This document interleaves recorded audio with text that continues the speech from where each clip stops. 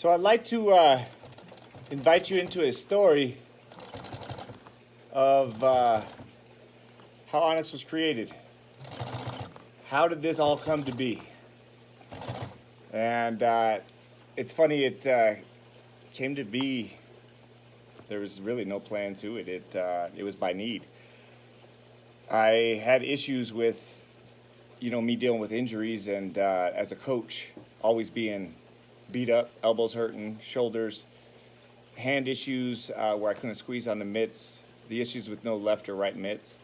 So I called my mom and I asked her, "Hey mom, can I borrow your sewing machine?" And she allowed me to borrow the sewing machine, and so I started sewing. Well, first I went to Joann Fabrics and grabbed some material that I think would be good for mitts. And I actually had some experience with foam because I've been cutting mitts open for a long period of time before that and kind of adding my own foam. But I wanted to do something with the hand sizing, but I got to show you something. I think this will give you a good feel behind how Onyx was created. So I'm walking down the hallway here. Let me switch this camera around, see if I can. Oh, maybe not. I'm not too good with these phones, but right here is the first pair of mitts that I made in 2012. I mean, look at that. Horrible. Like, if you look at all the stitching and the material I was using. The cool part is once I made these mitts, every one of the coaches at my gym was like, "I need a pair." They put it on and tried it on and felt it on the hands. And I'd be at events and then coaches would be like, "How much for those mitts?" And the amount of time it took me, I was charging high price, and I started using real leathers at that point, and I was using the coaches to test the products, and the feedback they would give me would help me develop the next set and the next set. And here's kind of one stage of mitts. You see the laces back here for wrist support, and having coaches give me that feedback on top of the perspectives that I was looking for, it really just kind of showed the need of premium. And here we are 6 years later, and I'm still doing it. Now there's a plan.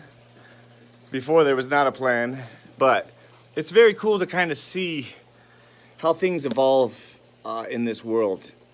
And it takes obsession to perfect your art. And I have invested my life into this sport and proud to be a part of the sport. And anything that I do, I try to do it so outside the box. And I've always been that way with coaching and, going out there with my crazy smile and, just doing it differently. I think uniqueness is key. And the most beneficial thing to this is being able to share my purpose. My purpose is externalizing the internal champion.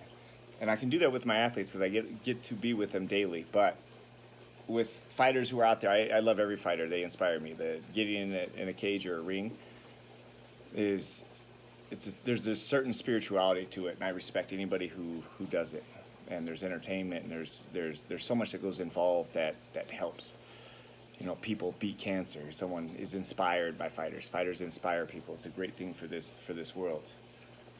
But when it comes to externalizing that internal champion, this is what I'm doing to really benefit the sport, benefit the industry I love so much. And thank you for listening to my internal story on how this was created.